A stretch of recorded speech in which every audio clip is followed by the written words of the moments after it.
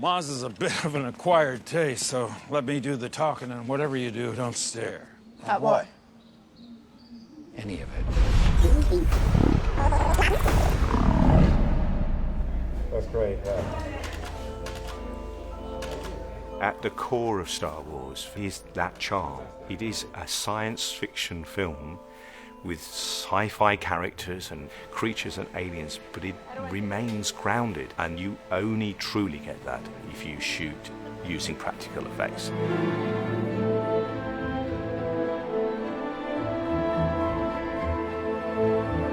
Star Wars has a particular feel to it, a charisma almost about it, that we had to hold on to. In order to add further characters, we had to be very careful that we designed them and constructed and brought them to life in a very sensitive way.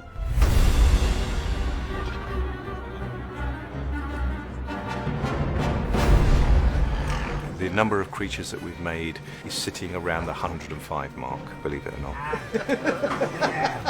Once we knew what the character looked like, we'd go back and invent a backstory which helped drive it forward a little bit. This is called a snooty pirate. He's a hand puppet, so he works very much in the traditional sense of hand puppetry. They have a great charm about them because they rely very much on the skills of hand puppetry, and they bring a very different life to them than a character that's worn on someone's head. This one is the other end of the scale, where this one is highly animatronic. This one has the ability to do loads of movement, performed in real time using what we call a performance system that allows the person who's operating this to act and talk and deliver a set of lines. A lot of what we do here isn't really a lot different to what's existed before. We've just learned different techniques and just improving what's already gone before in a way. Watch out! I'm here! This character here is an animatronic character, so he can blink, his eyes can move, he can sniff his nose. Obviously it's worn by a performer and his head's inside. But once the performers who were inside here started to bring them to life with their own body language and with their own acting, they tell 1,000 words. They're really, really clever. That's cool. This is what you'd call a legacy character. I mean, you can't make a Star Wars film without what we call a power droid or a gonk droid. These were copied from the original as faithfully as we could, but a little person plays a role inside here. I think originally Kenny Baker would have played this role as well as R2. So I'm about to get into this huge box, and I've got these big feet here, and I just walk very, very slowly.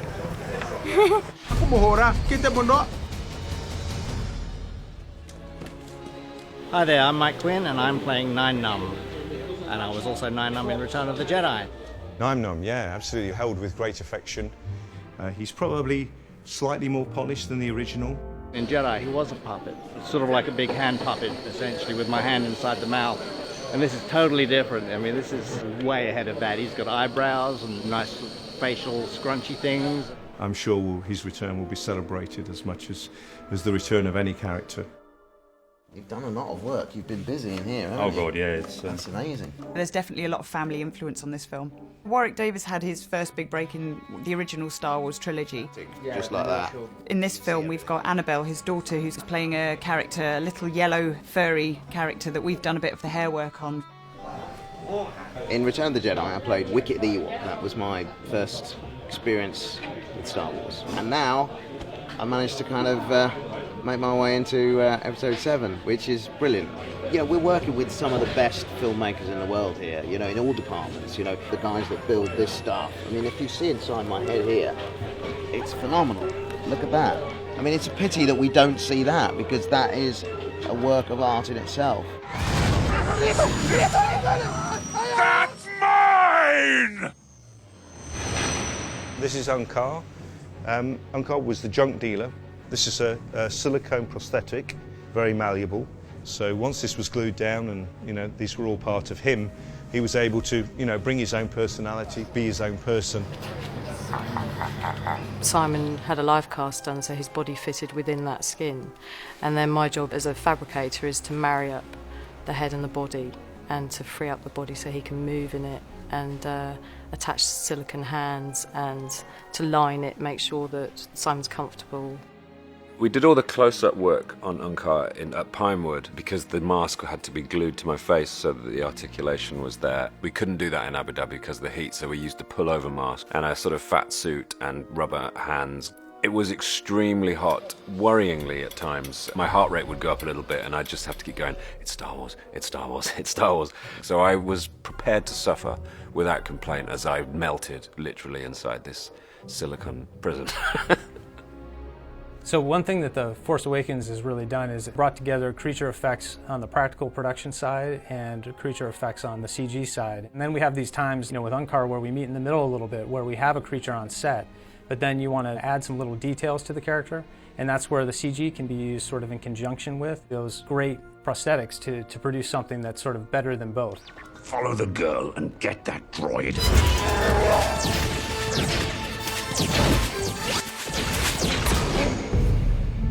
Reaching for controls, so is Days, here we go, and Peter, give her a look. It would almost be presumptuous to believe that we could add anything to this character. He is what he is, and to us it was a little bit like an archaeological dig, that what we're really trying to do is go back in time and find out exactly how Chewbacca was made. I think it was Stuart Freeborn's wife knitted Chewbacca's suit. It was a wool knitted suit to which they applied all the hair and things afterwards. And we thought, well, you wouldn't do that today. Why would you bother doing that? There are many more materials and better fabrics that we can use. The truth of the matter is the way a woolen suit moves is absolutely incredible. The way it flexes, the way that it has that weight. So it was not done because they didn't have the right, the sort of materials or better materials. It was done because that was the way to do it. So we knitted these suits. Hopefully we've really kind of created what we believe is the best possible replica of the Chewbacca suit. With a very large stroke of luck, we managed to get hold of one of the original sculpt heads, so we've actually ended up mimicking exactly the shape of Stuart Freeborn's original head, so it should look as close to the original Chewbacca as we could make it. The hair is yak belly that's all of the bodysuit's knotted with, and most of the head as well, and there's a bit of mohair on the face as well, which just softens it out a bit. Hair by hair, every detail that we could, we tried to create as perfect a replica, even down to the way the mechanical mass worked.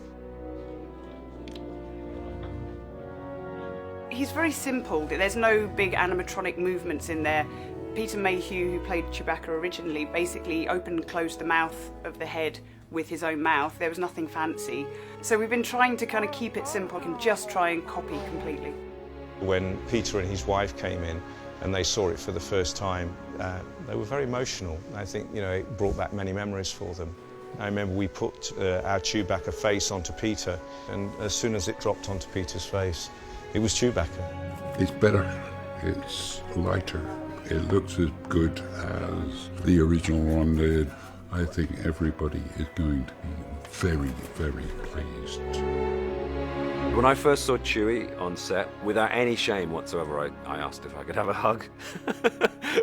I think we've worn the suit out probably quicker than we expected, because every time you meet someone, they just want to hug him.